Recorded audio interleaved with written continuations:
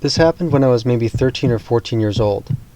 I was always fascinated with dark things, even though I always gave everyone the impression that I was just a normal, boring girl with nearly perfect grades, lots of hobbies, and a good big sister to my little brother. What nobody, except for my closest friends, knew was that I was slowly starting to get involved with things like witchcraft and the occult. It happened before I was even a freshman in high school. I think it started with books I read, and then, before long, I was trying to write and cast spells. I had also started to wear jewelry with occult symbols such as runes and pentagrams on them when I was with my closest friends in my room. After a while, we all decided that we would sort of form our own coven, even though there weren't enough of us to make a complete one. I believe that you need 12 people, and there were only 4 of us. But we gave it a go anyway. We would meet at my house and all go to my room. We would tell my mom we were studying, and she always believed it. My friends would bring over their book bags and have them stuffed with their normal school books, as well as books on magic, spells, rituals, and so on. We also hid our occult jewelry in my room and would only take it out and put it on once we were inside my room and the door was shut. My mom never once came in and bothered us because she always assumed we were deep into our studies and she didn't want to disturb us. We would read spells and incantations as well as discuss the occasional school-related topics before they headed back home to do their real homework while I did mine. For the most part, we were extremely disorganized with what we were doing, mostly because we had no idea what we were doing. But the growing fascination with it kept us pursuing it further and further, and our sessions became longer and longer. I don't remember which one of my friends did it, but during one of our meetings, one of them said something like, "We should try to summon something," before reaching into her book bag and pulling out a Ouija board. I don't know what my problem was, but something just didn't feel quite right. This was something I did want to try for a very long time, and I really did not want to let my friends think I was wimping out. But something in the pit of my stomach told me to not even touch that thing. I know a lot of people think those things are just a game, and here was my friend laying one down on my bedroom floor with a toy company logo on it. But something about it just made me really nervous. It just felt like we were about to cross a line that I wasn't ready for. But here it was. This was really happening. "Come on, Hannah," my friend said as they all put one finger on the pointer and waited for me to do the same. Reluctantly I did, and before I knew it, we were asking to make contact with spirits or whatever would come through. It started with the kinds of questions that most teenage girls would ask. Things like, "Will I ever get married?" or "Is there anyone that likes me at school?" To be honest, the questions were a bit silly, and I started to feel at ease. It started to feel like harmless fun. We weren't even getting anything that could be considered a real response, and I'm pretty sure at least one of my friends was just trying to push the pointer with her finger to get the answer she wanted.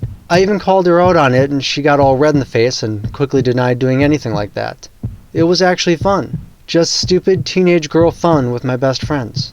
It was getting late and we were just about to wrap up when I got the absolute worst idea ever inside my head. An idea that led to an action I took that I instantly regretted, and have regretted more than anything ever since. I was feeling bold and I wanted to show my friends that since this was my house, I could and should be the one to step it up a notch and prove my devotion to the coven by summoning something. Yes, it was a stupid idea, and I admit it now. But this is the most important part of the story. And I'll caution everyone that hears this that I did not know what I was doing, and should never have attempted anything like this. I put both my hands on the pointer and asked my friends to all put one finger on the pointer. I don't remember what I said exactly. I think I tried to recite a chant first from memory, and then I asked whoever was listening to come forward and appear to us. I do know that I messed up the chant because as I said it, I tried to do it from memory and I don't even know what exactly the chant was meant to do. We all sat there and waited for the slightest movement of the pointer on the board. We waited a good minute, and there was nothing. Not even one of my friends pushing it. I felt really embarrassed at this point and apologized to my friends, totally convinced that I screwed something up and that it hadn't worked. They all said not to worry about it and assured me that it wasn't a big deal. But I did feel pretty stupid acting all brave and bold only to have messed up so bad and have nothing happen. They all went home and I just started on my homework as usual. I finished it in record time, which was odd considering I kept thinking about what I had just tried to do. I wasn't feeling embarrassed anymore. Just a bit curious about it. I went to bed and I fell fast asleep. I woke up to the phone ringing in my room. I don't know what time it was, but it was probably after midnight. I quickly answered it thinking it was one of my friends calling me. I didn't want to wake my mom up, so I grabbed it as fast as I could. "Hello?" I said. This was followed by a long pause of static. I thought maybe it was my phone causing the static because it was a cheap phone, so I wiggled the wire a little and said hello again. The static noise was still there, and I was just about to hang up the phone when I could hear the faintest whispering on the other end of the line. "Hello? Who is this?" I asked. I couldn't make out any words, but someone was definitely speaking. Like I said, it all sounded like a whisper deep inside of the static. I hung up and laid back down again, thinking it was just a wrong number. It wasn't more than a few moments later when the phone rang again. I grabbed it and I said hello once again, and I was greeted again by the same static noise and faint whispering on the other end. Thinking that this had to be one of my friends, I simply said, "Look, whatever it is, just tell me at school in the morning." Right as I finished that sentence, the static on the other end changed. It was louder now, sharper, more distinct, and for the first time, the whisper also came through clear. A low voice that kept repeating the same sentence over and over again. "The vampires are coming."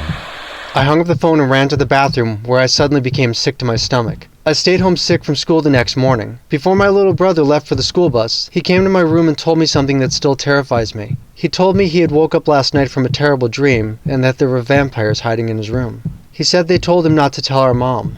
I never touched a Ouija board again after that, nor did I ever try to cast spells or do anything like that since.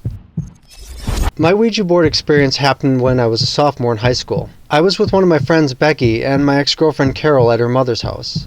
It was the 4th of July, and we were all sort of just hanging out and watching what we could see of the fireworks from the bay window. My ex-girlfriend's mom was gone. She had decided to go to the lakefront to watch the fireworks and listen to the bands. We snuck some of her mom's alcohol, wine coolers if I remember, and we were all just drinking and having a good time. My ex had a Ouija board under her bed. She kept it there with various other board games. It had been there so long that the box was dusty. I would occasionally catch glimpses of it when I was sitting on the floor of her room. It was just sort of sandwiched between the other games, and I probably wouldn't have even noticed it if the corner of the box wasn't poking out slightly and had been damaged. I didn't know if she had ever really used it or not. I mean, like, really tried to use it for anything. It's not like I ever asked her. The whole time we dated, she never even mentioned having it, and I certainly never saw her messing with it. We could still hear the fireworks going off outside, but the view wasn't that great. I guess we were all getting bored. I know I was. My friend Becky got up and went into my ex's room. When she came back, she had a stack of board games in her arms, which she set on the floor in front of us before saying, "Somebody pick something." I was hoping to play something like Monopoly, but I didn't see it with the other games. Just some obscure ones that I didn't know how to play. You see, my ex liked to buy games from garage sales and thrift stores, so she had an entire collection of them, some newer and some very old. I wanted to play something that I was good at, but I didn't recognize any of these titles. Maybe it was just me being a guy, but I didn't want to lose a game to my ex simply because she had played a ton of games that only her and a handful of other people on the planet knew of. I also didn't want to lose to Becky because I kinda liked her, and I really wanted to look like I was good at everything. Yeah, it's a dumb jock way to think and behave, but I honestly didn't want to lose. They were both looking at the stacks of games, and neither of them were grabbing anything. It was like they were thinking really hard about it. And then I did something stupid. I grabbed the Ouija board and I said, "Let's do it." It wasn't a smart move considering I had never even seen one in real life, and I really didn't know what the purpose was beyond asking questions and hoping that that triangle-shaped thing with the plastic window on it would move around and spell out your answers. What I did know was that it wasn't a game you could technically lose, so I thought that my decision would at least save me some embarrassment. Carol laid out the board, stuck the triangle on top of it, and then wrote something on a piece of paper. She then tore the paper into sections and folded them up before placing them into a pile. She said, "Okay. You need to write down 3 questions and the answers to them on the paper. Then put the paper into a pile like this." The idea was that only 2 of us would play at a time, while the other person read one of the questions from their pile out loud to see if the answer on the board matched what was written on the paper. We all took turns doing this for a while. It was kind of fun, and the board did seem to be getting some answers spot on. I'd like to tell you that it was because there was some otherworldly force guiding us. But the fact of the matter was that we all knew each other really well, and we all knew the answers to each person's questions. I don't remember if I was pushing the triangle or not, but I'd probably be lying if I told you I hadn't. I probably did push it without even realizing it. After a while, we all had a good laugh. We all realized that we weren't really asking any secret questions or anything like that. Carol then said something like, Okay. I got one you both will definitely not know the answer to." She quickly scribbled onto the paper and folded it up before covering it up with her hand. Becky and I both took our spots at the board. Carol was smiling and so was Becky. Now I was extremely curious about what she wrote. She then spoke. "I did something last year that I never told either of you. I haven't even told my mom. What was it?" Becky and I both focused on the board and we waited patiently. A few minutes passed and I didn't feel anything. I glanced up at Becky a few times and I never once saw her take her eyes off of the board. I was feeling impatient and maybe even a little bit bored. Here was some huge secret that Carol never told anyone, and it was either that the board gave us the answer, or I'd have to hope I was fast enough to grab the paper out from under her hand and read it before she quickly grabbed it back. It was then that I had a weird feeling. It wasn't from the alcohol either. I just felt weird. Just weird. I then got hit with a pain in my head that I can only describe as a hangover from hell, just without being hungover. It felt like the room was spinning and everything took on a fuzzy appearance. My ears were ringing now and I started to slowly stand up, worried I might be sick at any moment. I looked over at Carol and she was just glaring at Becky. She looked mad, almost crazy even, and Becky had the look of absolute shock on her face. She was absolutely white and looked clammy. Everything felt like it was moving in slow motion. Carol looked at Becky, tilted her head a little to the side, like how you would if you were confused by something someone had just asked you, and then she lunged at her. Before I knew what was happening, Carol had Becky on the ground and she was choking her, shouting over and over again, "You killed my baby." I went to separate them and Carol scratched me across the face and arm. I got them apart and that was when everything felt normal again. I didn't feel sick anymore and things stopped looking fuzzy. Carol looked like she was in shock and Becky was on the floor crying. Carol's mom came home a few minutes later. By that time, we had the games packed up and I was walking out the door. We never talked about this incident, even though we all remained good friends since. I never did find out what Carol wrote on that paper. Truthfully, I don't care either. I was just glad we stopped playing that horrible game when we did. This last story is pretty short, but I thought I'd read it anyway since it was shared with me and it does fit the theme. I don't play with Ouija boards anymore. I don't allow them in my house, and I don't allow my kids to play them. I don't even like anyone mentioning them to me. As a kid, I played with one with my sister and some of her friends. I guess we thought maybe we were opening up a portal to the other side or something. I do believe in ghosts and demons and all that. And when I was that age, I thought that perhaps I could find spirits that were like guardians and that would protect me if I contacted them. Maybe they'd keep me safe from the bullies and grant me good luck. Maybe even tell me the future. One night, my big sister and her friends were having a slumber party at our house. We were playing with the Ouija board and were getting some really good responses. I didn't know my sister's friends very well because we didn't talk much. They were a bit older than me, and if it wasn't for them coming over to play with the Ouija board, they probably wouldn't have even acknowledged my existence. They weren't mean to me or anything like that, but I really didn't know much about them. On this night, there was a new girl there. I don't even remember her name.